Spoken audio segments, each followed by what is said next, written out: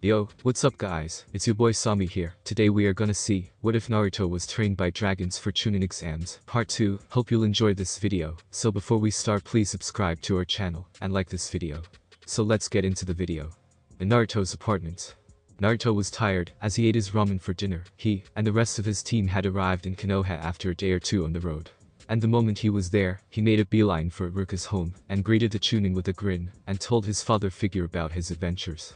Iruka smiled brightly, but his smile faded a bit when he saw the sword, and was naturally curious as to where Naruto had acquired the weapon, but he had little time to do so, as the blonde was already asking for a chance to eat his favorite ramen. He bid Kakashi farewell, and left. He recounted everything, including that weird conversation while eating ramen in the stand, and Iruka was amazed that Naruto had actually come close to being killed, but somehow was brought back to life or fully healed. Even more so, he had faced a missed swordsman, and had been able to damage his sword with that weapon on his back. He had asked to hold the sword, but like Sakura and Kakashi before him, the Chunin yelped, as he felt the sword, which appeared to be very light in Naruto's hands, suddenly become as heavy as a mountain in his hands. And when he tried to lift the sword after releasing it, and failed to lift it, even Aim and Tucci tried, and they too couldn't lift it, and they were amazed, as Naruto effortlessly lifted the sword. Naruto was about to tell them about the strange language he had spoken, but had no idea on how he knew how to speak it, and the arrival of the strangely armored and well-armed men. But two things happened. He began to get sleepy, and Iruka had been called by the Hokage. He bid his teacher farewell, and headed for his apartment, and here he was right now. As he finished his food, he laid the holy talon on the side of his bed in its sheath, and then took on his usual sleeping clothes, and went to sleep. The blonde was unaware that the sword seemed to come alive once more, as the gem that formed the pommel began to glow in various colors, and the covered glowing stone once more appeared, though only half open, as the tattoo glowed on Naruto's arm, and a hazy white light surrounded Naruto. As he slept in the Hokage tower. Are you saying that Naruto was able to fight the missing Ninjabusa, and cause severe damage to his sword with 2 strikes? Sand asked, as he looked at both Kakashi and Iruka. He had been happy that the mission was concluded well, despite the dangers Kakashi's team had landed into. However, the events that surrounded Naruto's sudden acquisition of the unknown sword, and the power that it seemingly granted to the blonde child and container of the Kyuubi, was certainly something of great interest and concern for the old man. As despite his arguments with the boy, he was like a grandson to the old man, though they were not related by blood like him and Konohamaru. That's correct, sir. I was witness to the whole thing, as Naruto damaged Sabusa's sword greatly with only a weak-looking strike, and the sword of the missing nin was nearly destroyed with a second attack, and considering the way that Gato's sword was cut like it was nothing but cloth, I can bet that sword possesses considerable power and strength to do all that, and there is more. What else do you say? Yes, Sakura and I tried to lift the sword ourselves after the battle with Zabuza and his accomplice Haku to find out more about it, and a tattoo of a beast we found on Naruto's right arm. When Naruto handed Sakura the sword, however, something unexpected happened. The moment he released the sword, and Sakura took hold of it, the weapon suddenly became heavy, and fell to the ground out of Sakura's grip, and it was now heavy enough that Sakura was unable to lift it. No matter how many times she tried, she then said that the sword had suddenly taken the weight of an entire building. And when I tried to lift it, as well, it was just as heavy, as if I was trying to lift a mountainside. But when Naruto held the sword, it was as light as cloth in his hands. I also noticed some sort of tattoo on his right arm. It was then that Gato arrived with his mercenaries, just in case Zabuza and Haku failed. And what happened? We were able to get support from the villagers who were armed, and we called our clones to even up the numbers. But Naruto began chanting in some strange dialect I've never heard of before, and that is saying something in itself since I've traveled for a very long time. And then he summoned beams of light that turned into armed and armored warriors that called themselves the Knights of Falvern. They were going to fight for Naruto and face Gato's men. The mercenaries left, and Gato tried to fight Naruto himself, but Naruto disarmed him and gave him a warning. Gato didn't heed it and tried to attack Naruto, forcing Naruto to kill him. Iruka's eyes widened at that statement. Are you saying that Naruto killed someone for real? That certainly does not sound like him. Kakashi nodded at that and spoke. I was surprised, but I saw what I saw, and I know that Naruto was certainly not happy with his actions, but it was unavoidable at the time. I take it there's more to this story, Kakashi. The silver-haired ninja, and armed with the Sharingan, then told them of the little side trip they had taken, and how the sword created a silver-green flame that healed a boar with severe slash wounds, and how the environment seemed alive when the sword was near. Needless to say, both Iruka and Sarutobi were very interested in the sword itself, and what effects it had on Naruto. The Hokage thought clear and hard about this, and Iruka then spoke, and told him of the events at the ramen stand that he and Naruto frequented, and even told the others of his own failed attempts to lift the sword. Even Tucci and Aim couldn't begin to lift the weapon, as well. But just as Kakashi said, the moment Naruto had the sword it was easily lifted. The three men sat down and thought about all these events. The Hokage then spoke in turn to the Chunin and the Jonin. Kakashi, who else knows about Naruto's possession of the sword? Myself, Sakura, and Sasuke, though I have no doubt in my mind Zabuza and Haku are also aware of their existence. Iruka, apart from Iruka, who else in Konoha knows about Naruto's possession of the sword? Tucci and Aim know about it as well. And the name of this sword is? Naruto called it the Holy Talon. The Hokage had a lot to think about, but for now, he had orders for both men. Kakashi, I want you to tell Sakura and Sasuke not to tell anyone about the sword's powers and its abilities when Naruto used it in Wave Country. Make sure that until we know more about this weapon, no mention of this sword will come out to the others in the other teams. The weapon no doubt will make its own presence felt. Make sure Naruto does not use it constantly, for despite the benefits it seems to give him, we can be sure if there might be side effects that could injure or kill him. I understand. Iruka, I want you to go back to Ichiraku and tell both Tucci and Aim to not tell anyone else about this sword. We can't afford to have the villagers who hate Naruto to try and attack him when they misunderstand why he has that sword. Yes, Lord Hokage. In the meantime, I will be searching our archives for any mention of what this holy talon, who made it and why. If we can find out where this sword came from and who forged it, we might get a far better understanding of what happened in Wave Country and why it chose Naruto. In the morning, Kakashi, I want you to tell Naruto to meet me in the practice field where you had the bell test, where we might be able to find out more. Sarutobi then dismissed both men and went to work immediately. He would tell the council in due time, but this was a mystery, and if there was one thing the former shinobi knew, as the professor liked apart from talking to women, was mysteries. In the Uchiha clan house. The home of the Uchiha clan used to bustle with activity, and even at night there would have been activity of some sort, but not tonight, not after the massacre perpetrated by one of their own. For now only one resident was in the house, one Sasuke Uchiha. The last survivor and heir to the clan, searched through his house and gathered all the scrolls that he could find, including the diaries and journals of every ancestor of his clan, in order to find any mention of the Holy Talon. He wanted to know if there were other swords similar to the one his teammate Naruto carried. He did not touch the sword himself, and therefore was getting more curious. I need to know what that sword is, and who made it if I am lucky, and find a sword with the same powers, like I could finally accomplish my dream apart from rebuilding the clan, killing him. Sasuke tightened his grip on one of the scrolls in an effort to curb his temper. He couldn't afford to get distracted at this point, as he began to read the first of many scrolls for the night. The next day, Naruto woke up to the sounds of bird chirping and sunlight filling his room, and, as he stretched and yawned, he took off his usual sleeping cap and stretched once more, and that was when he noticed something. His clothes seemed tighter for some reason. That's kind of weird, my clothes feel a bit tighter than before, maybe I put too much detergent when I washed them. Naruto then got out of bed and looked to his side of the bed and smiled to see the Holy Talon still there in its sheath that appeared to be ebony wood held by silver, gold, and a jade green like metal. He held the sword and took it out and smiled once more as he looked at the blade, and after a few moments, he slid the sword back into his sheath and went to the bathroom to brush his teeth and face. He felt kind of tired for some reason, like he had been in a marathon or something. As he entered the room, the blonde ninja looked at the mirror to see himself, and he commented to himself, "Man, I really need to sleep more, Alaka." Naruto looked closer at the mirror and blinked his eyes a few times and looked a bit closer, and he then looked back, and when he processed what he was seeing, it didn't take very long for the blonde ninja to react. Everyone in Konoha who were up and early were stunned out of their wits as the scream was heard. Several of them were looking at the direction of the scream, and some of the ninja on duty to quickly draw their weapons. Even the Hokage was caught off guard when he heard the shout. And he too wondered just what had caused such a commotion. Back in Naruto's bathroom. What the hell happened to me? Naruto was deep in shock as he looked at the mirror and wide awake as well, and he had very good reason to be shouting as he looked at his face, but wasn't his face at the very same time. What the heck had happened to him? He asked himself that very same question once more as he tried to see if it was indeed his face. He still had the same whisker marks as before, but they seemed more wavy, as if they were more well defined. His face seemed smoother, more angular, and more masculine, like all the baby fat that might have been there had been miraculously removed, leaving smooth skin and firm muscle. His face was more well defined, a feature normally found on teen 3 or 4 times his current age, or with men at least the same age as Iruka.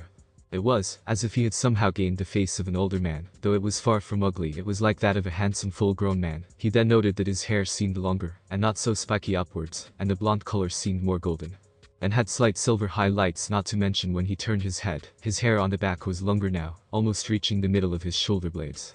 He looked at his eyes, they were the same, but the blue color seemed deeper and stronger, and it had a silver edging around the irises as well, but they seemed slightly reptilian-like. He then noted that he seemed a bit taller than before, a few inches, but taller nevertheless. He took a look with his room's measuring ruler, and found that he was taller than before, nearly the same height as Sasuke. What the hell is going on here? Did I eat something that made me grow overnight? He looked at himself, and noted that his clothes did seem tighter for some reason. He took off his shirt, and was stunned to see that something had certainly happened to him last night, since he didn't recall having this kind of body. His arms looked more muscular, but slim and smooth. He tightened his grip, and noted that his grip was a lot stronger than before. He felt his arms, and noted that his muscles were hard and tough, almost as if he had spent the sum on 12 years in the gym with weights in one night. And the tattoo of that silver beast was more well-defined, and more elegant looking. He looked at his torso and abdomen, and saw that he had well-defined muscles on them too, not too bulky, and not too thin, but a well-balanced combination of both. His torso looked smooth, and all the muscles were in the right place. And formed for his age, though resembling someone who really worked hard. He looked at his abdomen, and noted the six-pack he had miraculously developed seemingly overnight, and the seal on his stomach was taut in that same area. When he turned around to look at his back, he also noted the well-matched muscle structure, as well. He took off his lower pajamas, and noted that his legs looked like that of a gymnast, and a runner at the same time, well-formed, and well-proportioned muscles all over. He even decided to look into his boxers, and he blushed bright red, as he saw his package. He looked himself over, and over once more, just to be sure. He even went as far as to pinch himself repeatedly to make sure he wasn't dreaming, and when he found out that he was not dreaming, and wide awakened, and the changes were real, and not henge he might have used accidentally in his dreams, he couldn't help but once more comment, "What the hell happened to me?" He then got an idea, and decided to see if the sudden changes had an effect on his two signatures. Kage Bunshin Jutsu. The blonde ninja summoned 3 clones, and to his absolute shock they too had the same features as he did. It was officially not henge. There was no way he was dreaming all of this. 1. He then decided to see what happened to the personal that he created a while before, the same one he knocked Bisu, Iruka, and Sarutobi with. Sexy no Jutsu. The blonde transformed into the form he used to stun the men of Konoha on more than one occasion, and wondered if his sudden physical changes affected that form as well, just as his other Kage Bunshin clones also used the same. The second the smoke cleared, Naruto looked at the mirror, and his other clones in their sexy no jutsu form, and the only words that came out of his mouth, and that of his clones, was, "Oh my freaking god." Not only had he changed in his normal form, as a boy, but even in his sexy no jutsu, he had gotten substantial changes, an emphasis on the word substantial. The hair he had in this henge was no longer in their twin tails, but was in a lush, smooth long tail of golden silk with the same silver highlights. There were 2 long tails in the front that framed the face. The face would have been enough to make a man stare at it all day, and even the most beautiful women to take notice, as the face had smooth skin, and full red lips, high and well-formed cheekbones, and the eyes were also a deep sapphire blue with silver highlights, enough to entrance a man, and make him blush to the point of being a tomato, and bleed out buckets worth of blood like a garden hose. He looked at the clones who were in the same sexy jutsu form, and studied the forms they had, and his own in the mirror. Not only was his sexy jutsu form taller than he recalled, but more shapely, and well-formed. The arms were slender, but well-formed and defined. The breasts were large, and were certainly ample, so to speak, bouncing with natural grace when he moved, but settled gracefully, and thrust out proudly when he landed. The hips were well-shaped, and perfectly proportioned. The legs were well-formed, long, shapely, and slender. The henge he used was now very much womanly indeed, enough to give any of the women here in the village of Konoha a run for their money, too. Despite the absolute shock of the whole affair, Naruto had to admit there were a great deal of possibilities that he could pull off with this new, and seriously improved sexy jutsu. He didn't even want to guess how the others were going to react when they saw him. As soon as he returned to his normal form, and dispersed his clones, he realized that he was supposed to meet up with the rest of his team at the bridge today to get the latest mission. He took out his clothes, and grunted a bit, as they were a bit tighter than before, and he made a mental note to go, and convince the clothes store owner to give him some fresh, and better-fitting clothes. Once he was dressed, he reached out, and took Holy Talon, and placed it on his back, and the weapon bonded instantly to him, as if it was held by some invisible belt. Once he was done, he rushed out of his house, and once he talked with his teammates, he was going to head out to the ramen shop, and grab something to eat. 1. Imagine him looking a bit like the 4th Hokage when the man was older, and add a dash of Titus of Final Fantasy X, and you've got his new looks. 2. If you want a more visual description of what happened to Naruto's sexy jutsu, and what form it's currently in now, well, let me put it this way: if you've seen the anime and manga Tenjo Tenge, then Naruto's enhanced sexy jutsu form resembles a fusion of the Natsume sisters, Maya and Aya, so you can bet your money that it really puts in the term sexy right on the dot. At the bridge. Sakura was currently standing on the bridge with Sasuke leaning on the rails. Both of them were waiting for their teammate to show up for the meeting with Kakashi. However, both of them were also deep in thought. Well, one of them was, as Sakura was happy to have some alone time with Sasuke. Sasuke on the other hand was cranky and tired. He had searched the scrolls until early morning and still found nothing in his clan's scroll collection that spoke of the holy talon or any sword that had the same power as it did. It was as if that was one artifact that none of his clan had ever seen before, and that made him very curious and very frustrated. "Hey, Sakura-chan." Sakura turned and spoke to the only guy she knew who spoke like that. "Naruto. Please don't be late like Kakashi-ha." Sakura's irritated look was replaced with wide eyes. As she gazed at Naruto, she couldn't help but stare, as Naruto seemed to have changed overnight, and quite literally at that. She noted the change in height, looks, eyes, and even the hair. She couldn't help but look transfixed at the blonde, as Naruto greeted her good morning, and offered his usual smile, and for some reason she felt like she was going to blush. She fought it down, and looked closer. Well, what happened to Naruto? He's different. Her inner self, however, had other terms to describe the sight before her. Different? He's not a different girl, he's hot. Who knew he'd look like this in one night? This has to be a trick of some sort. Maybe he's using henge or something. Sakura then placed the proper hand signals, and uttered the design to dispel henge and Jinjutsu. Kai. She opened her eyes, and was stunned to see Naruto's new features had not disappeared. There was no henge the blonde ninja was using at the moment, and that really got Sakura surprised. As she decided to look closely, she noted that his usual clothes looked tighter. And he seemed taller for some reason. As soon as she was done, she couldn't help but ask, "Naruto, what happened to you?" "I don't really know. I just came back from the ramen shop last night, and went to sleep. The next thing I knew I woke up, and looked in the mirror in my bathroom, and I was like this." "Are you kidding me, Naruto? No one turns into this in just one night." "Not that I'm complaining or anything. Whoa. Did I just say that?" "Darn right you did, girl." "Well, I did." Sasuke then looked at Naruto, and he ignored Naruto's sudden changes, and Naruto glared back, and the two looked away from one another with a snort, making Sakura worried and depressed. "Oh man, they've acted like this when we got back from Wave Country. I feel like I'm dealing with children all of a sudden." "Darn it, Kakashi-sensei, get your butt over here." A bit later, the three Genin waited, and when they felt like they couldn't wait anymore, the chronically late copycat ninja of Konoha appeared on the top of one of the bridge's archways. "Hey guys, sorry I'm late, I got lost in the path of life." "Liar." Both Naruto and Sakura shouted, as Sasuke merely looked on, but also spared a glance at the sword strapped to Naruto's back.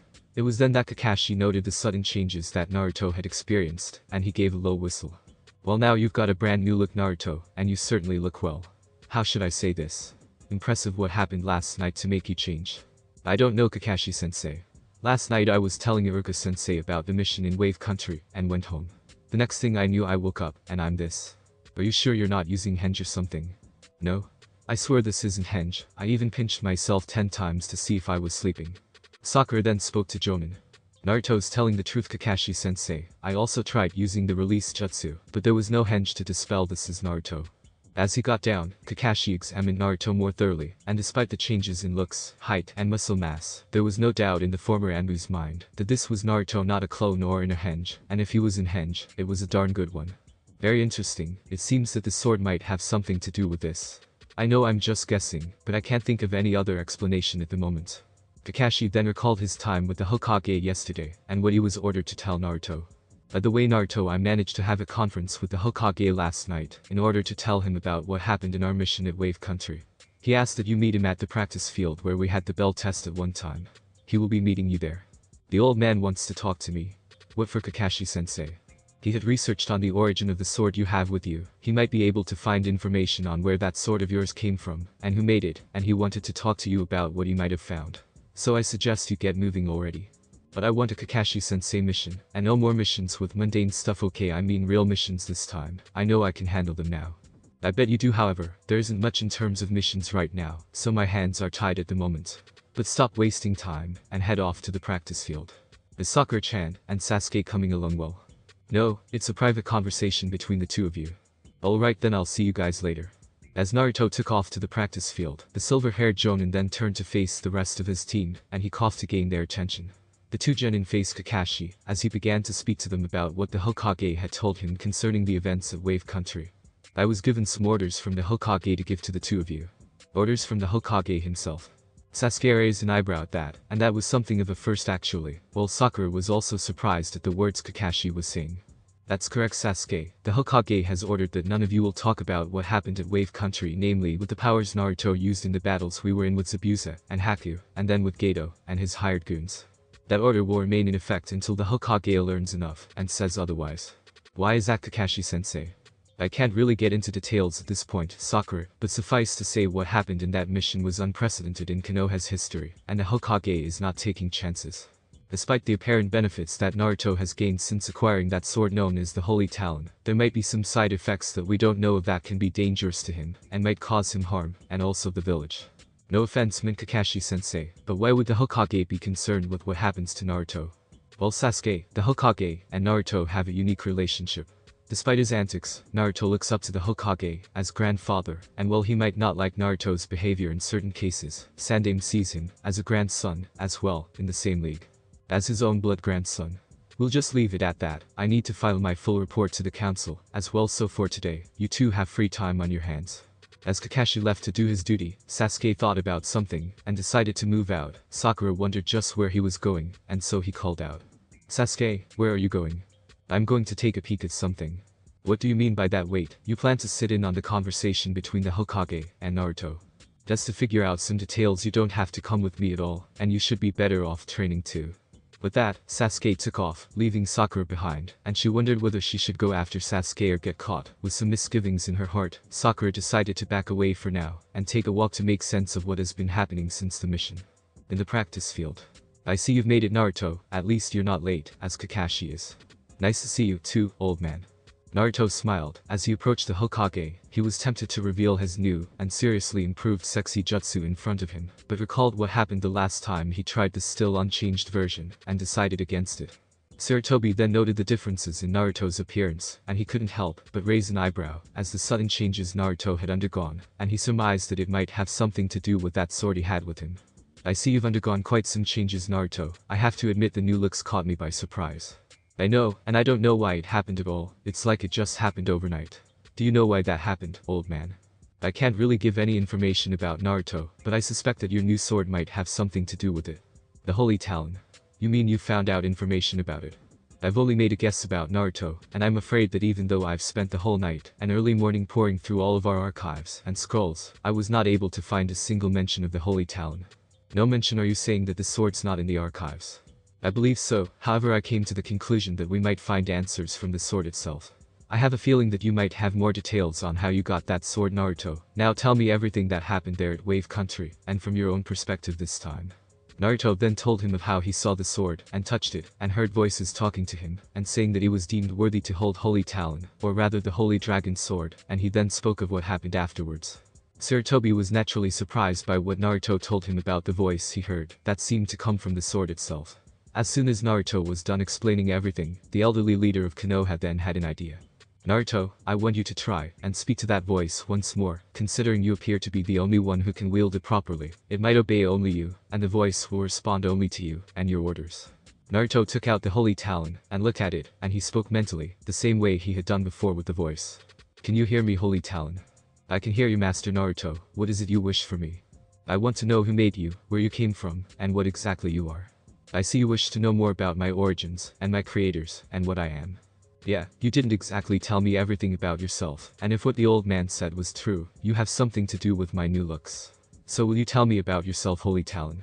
I am afraid I cannot at this point, however I can allow you to speak to my high-ranking master and creator, or at least a manifestation of him. It's not too hard to do. Merely place me into the ground, and speak the name the knights mentioned, and say the phrase, come forth, and speak your lore. I will do the rest. Is that all? Yes.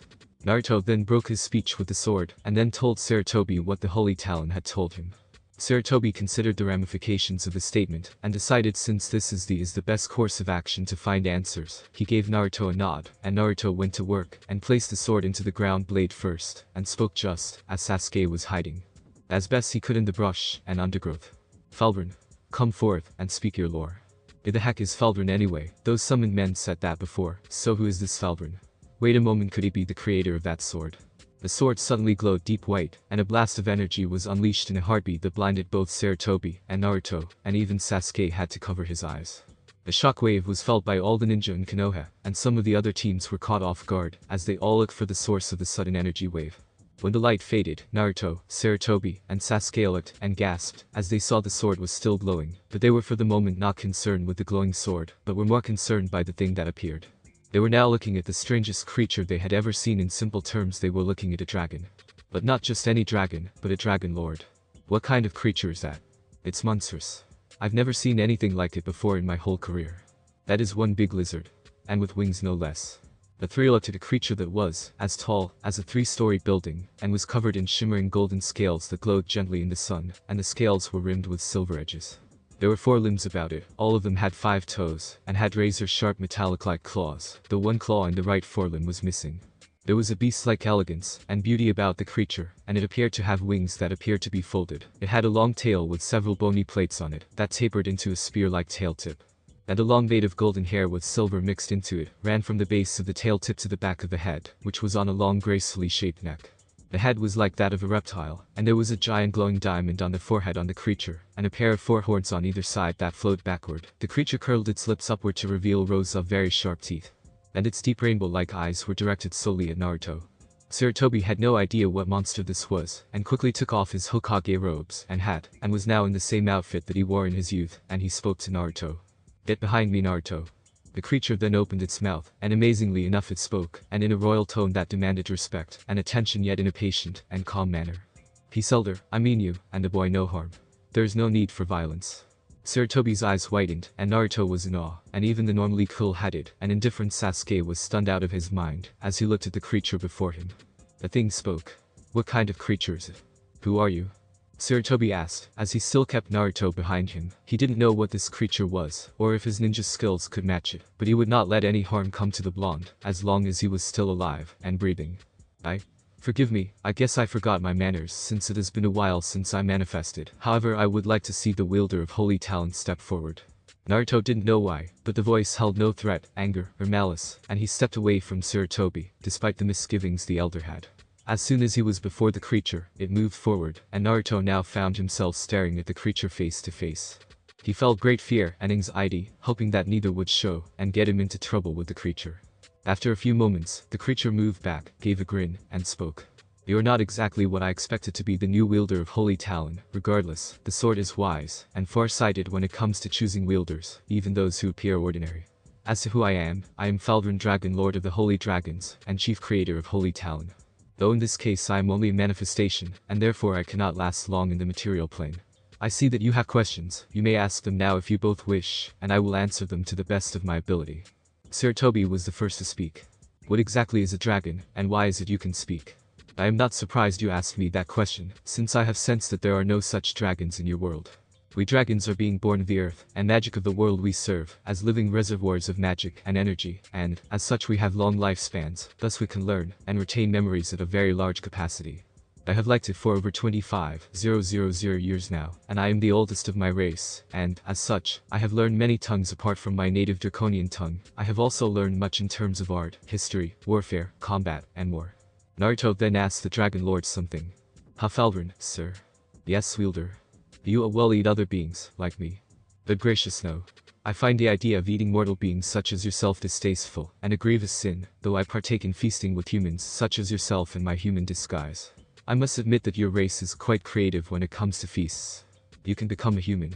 Of course I can take the appearance and form of a human of any age, young wielder, for you see, many of my kin have such a talent, and we use it well when the needs suit us, apart from our powers and abilities. We holy dragons love justice, compassion, mercy, life, knowledge, and more, and we preserve peace, as best we can, and that is why I am here to talk, not to fight. However, that does not mean we are weak creatures, and we can fight, as fiercely and deadly, as any fighter. Are there others like you, Faldron?" "Yes, elder, I rule several large flights of holy dragons along with my own brood, but we are not the only dragons who exist in our realm." "Really, are they like you, as well?" Faldron looked at Naruto, and shook his head. "I am afraid not, wielder. The other race of dragons are not the same, for they follow the path of darkness. We call them the Chaos Dragons. Our respective realms have a very long and difficult history. If you wish I will tell you, as much as I can, and then I will explain to you what holy talent is." The Dragon Lord then spun a tale before the two, and told them the history of their kind, and their wars with their dark brethren. We have been at war with our dark kin for millennia, and for a good reason, while my kin and I rule the realms we live in with peace, justice, knowledge, freedom, hope, compassion, mercy, and duty, the Chaos Dragons, and their leader Chorvax, who like me is the oldest and wisest of his kin, ruled their realms through slavery, corruption, hatred, greed, malice, anger, death, destruction, power, hunger, and evil. They have twisted the minds and hearts of their mortal followers who fear and worship them. They see mortals as pawns, food, and toys to play with to amuse themselves, and not worthy of being treated any better. They sought to do the same to those under our protection, and we have fought back in kind, and many of our kin and theirs have died in these battles that tore the lands and remade them, as well. Mortals under our respective realms also fought each other, as well. The battles lasted for generations upon generations, and we were tired of the countless slaughters and the battles that were fought between us, them, and our respective followers. As such, I called for a ceasefire and spoke to Chorvax in the borderlands. There we realized that there would be no true compromise, even though I had convinced him that while he would revel in the slaughter and death, he would soon wipe out all of his followers, and what sort of empire would he rule if all were dead? While we knew that even without our presence, mortals would continue to fight one another, we no longer wished to fight and rip the lands to shreds. So we all found an alternative. I gathered my kin, and with one of my talons, and one of my scales, and our combined powers, wills, and magic, we created a sword of immense power, and poured into it portions of our magic, essences, martial, and physical prowess, and our beliefs, and philosophies. By the end of 4 years since then we created the sword, and I blessed it with my blood, and fire. I placed the sword in our most sacred place, and mortals who wished to seek it out with pure hearts, souls, and minds, were able to wield it. The sword itself was alive, and it was true judge on who would wield it. In time, we gave each successful wielder the title of Dragon Champion, and, as you might have guessed, that sword was given a name by those who couldn't speak the draconian tongue Holy Talon. Naruto was in awe, as he looked at the weapon before him, and was amazed that the living sword chose him to wield it. Sarutobi then asked another question. What is the Holy Talon capable of? Falvern began to explain to the Hokage and Naruto that Sasuke was spellbound at what he had heard.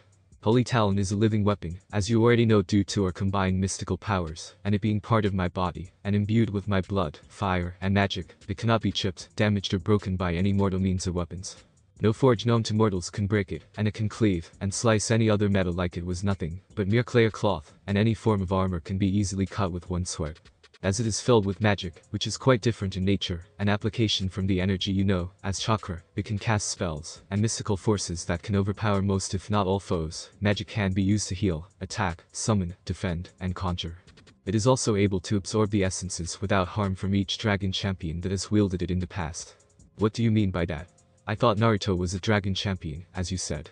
That is true, he is a dragon champion, but to be more accurate, he is the first dragon champion of this world, for where it was forged, many warriors of various powers and skills have wielded Holy Talon in battle.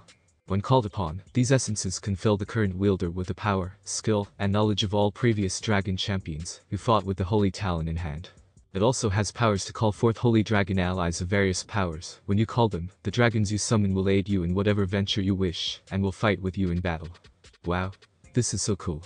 I thank you for letting me be the wielder of you Holy Talon.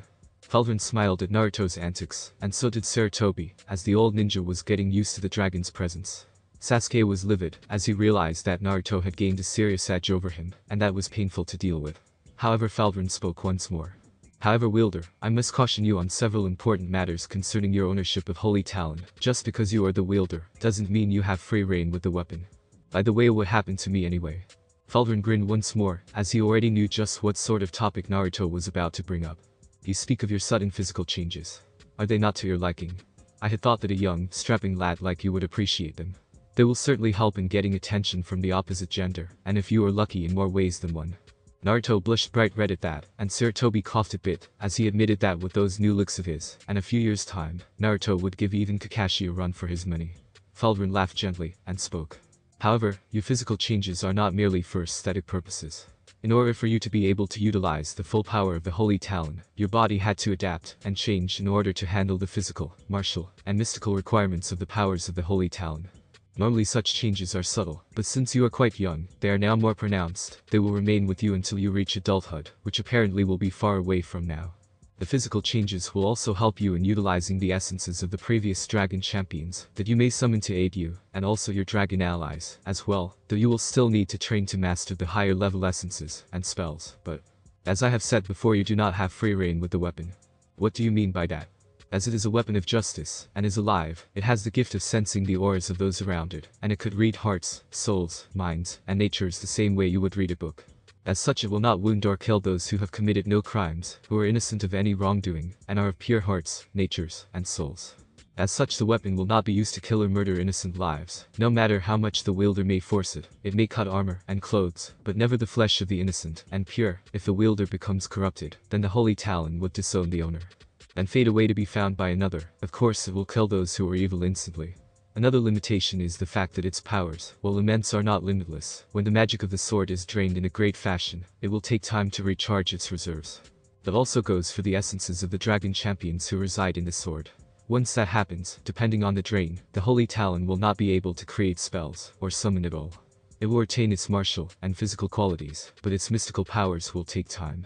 You might noted that some of your comrades couldn't lift the sword when you handed it to them. That is a build in defense for the holy talon, if the ones who hold it are of pure and uncorrupted hearts, but not chosen by it. The weapon will become too heavy to lift no matter how strong they may be. However, the reaction of holy talon to those of evil natures who try to take is another matter. Why? Let's just say it is a far from pleasant experience when they attempt to hold the sword. Are there other swords like holy talon?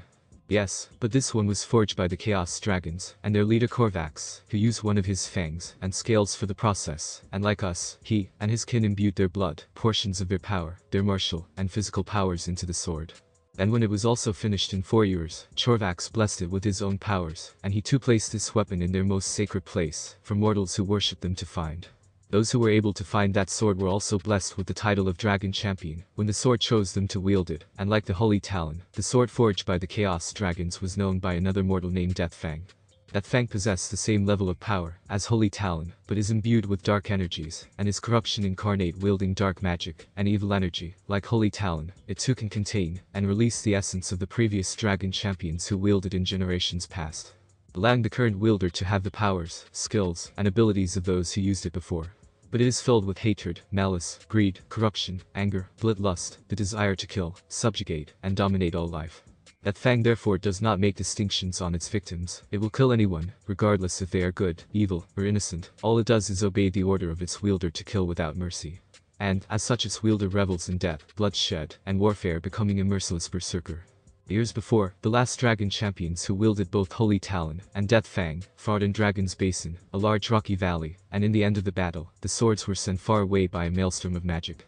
And judging by the fact you wield the Holy Talon, then both swords are here in your world. If that is the case, then you must be ready to work, for there will come a time that one from this world will meet the needs of Death Fang, and when that happens, the Chaos Dragon Champion will arise and seek you out. When it does happen, you must be ready. Naruto gulped when he realized that there was such another sword in existence here on his world, and that if it was ever found and chose a wielder, then everything was going to change, and certainly not for the better. But he was not going to back down. His way of the ninja would not allow it. He smiled and nodded. Don't you worry about Falvern. I will be ready. Whoever finds Death Fang will soon know they will be facing the new Hokage of Konoha and the new dragon champion. Believe it. Falvern smiled as he looked at the boy. You have spirit now. Only time will tell if you have what it takes to face your new destiny as dragon champion. Now I must leave. My time in the material plane is at an end. If you need my help, and I am up to it, then call on me when you can. With that, the Dragon Lord glowed once more, and in the same way he arrived, he left the two standing there. Naruto blinked, and then walked over to Holy Talon, and reached out, and grasped its handle, and took out the sword, as Sarutobi walked over, and patted his hand on Naruto's head. It seems you have a long road ahead of you, Naruto, and I think you should be getting ready. I will be more than ready, old man. Believe it. Same old kid, as before. You had better head back to the village. I have a feeling your team might need your help, but do not mention this meeting to them for now, until you trust them well enough to do this again. I doubt they are ready to meet a Dragon Lord, and neither was I for sure. Got it, old man. See you later. As Naruto moved on after sheathing his sword, he decided to look for Sakura and Sasuke, hoping to find them, and see just what sort of missions they might get soon. He then got into a conversation with Holy Talon, and asked him if there were some essences he could use for a moment. And he asked the Holy Talon if he could get some better fitting clothes. The voice of the sword spoke, and requested just what sort of clothes did Naruto want. Unknown to Naruto, Sasuke, who had witnessed everything, left the hiding place he had, and walked back, trying to look indifferent, but his mind was in fact reeling from what he had learned. He tried to contain himself, and focus on the task at hand, as he decided to find Sakura. Later. Please let him go. He's just a kid, and it was an accident. Sakura tried to reason with the young man who had grabbed Konohamaru by the throat. The young grandson of the third Hokage was currently playing with his two friends when they met Sakura, since Konohamaru had been told just to his rival for the title of Hokage. And friend Naruto was working with. He asked Sakura if she was Naruto's friend. This got Sakura's attention, and she couldn't respond. Normally before Naruto's sudden makeover, she would have denied it and said that she worked only with Sasuke.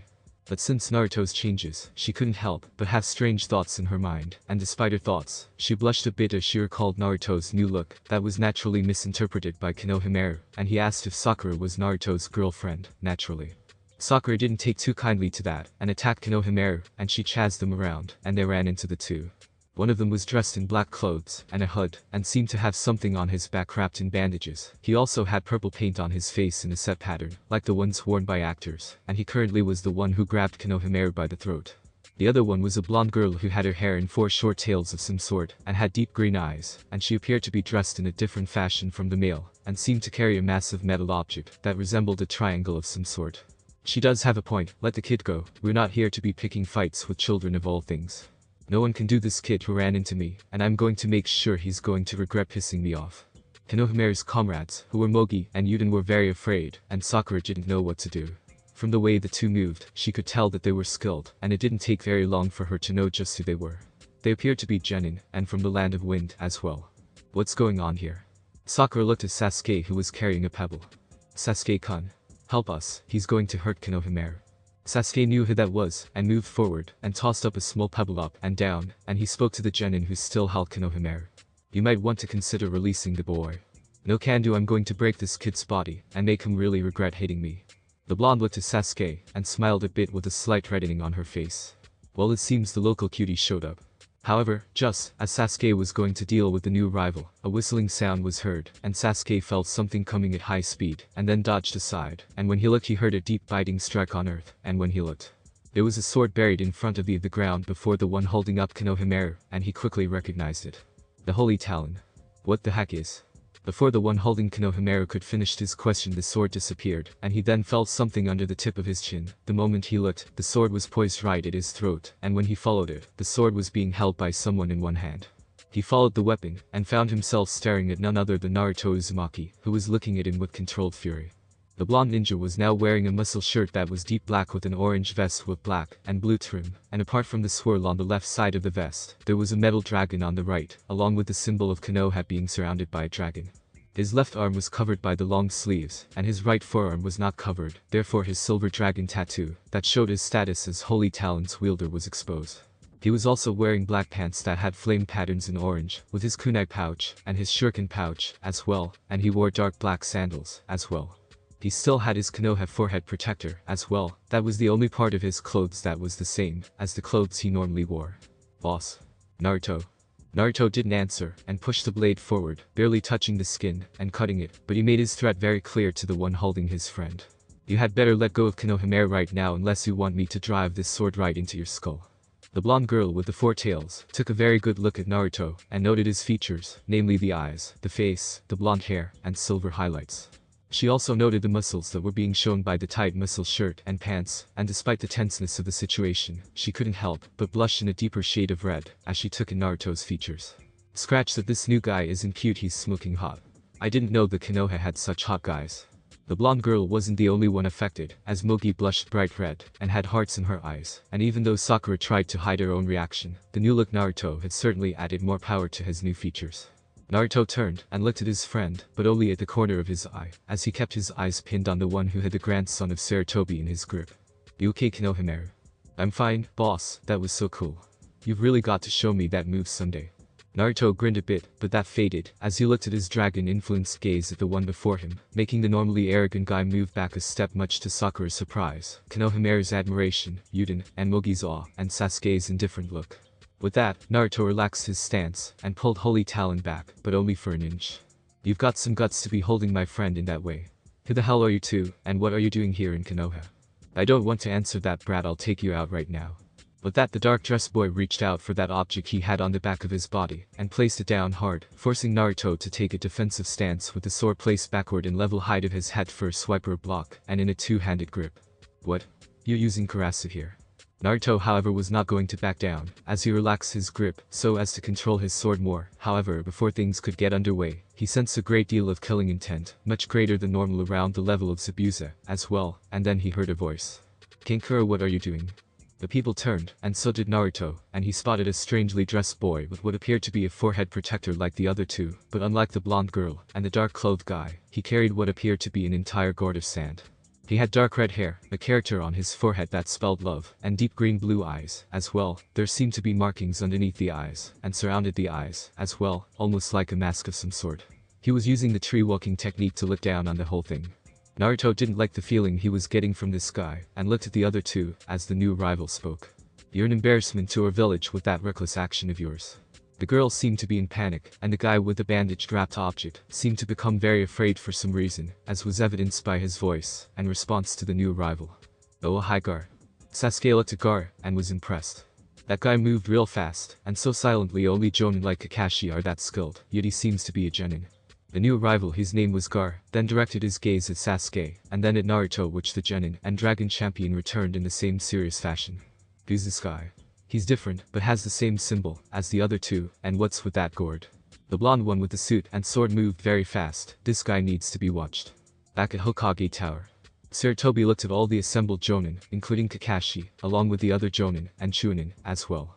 The Hokage knew the three he was about to call forward, Kakashi, and two others, his son Sarutobi Asuma, and the resident Genjutsu specialist Yuhi Kurenai.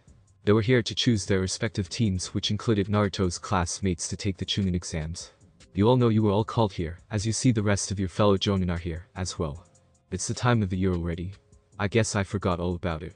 Sarutobi Asuma sighed, as he still had his cigarette in his mouth, though at the moment, it was not lit. "I take it that the other countries and villages have been notified. There were some of them who were in the village recently." Yuhi Kurenai looked on, and asked a natural question. "So, when does it begin?"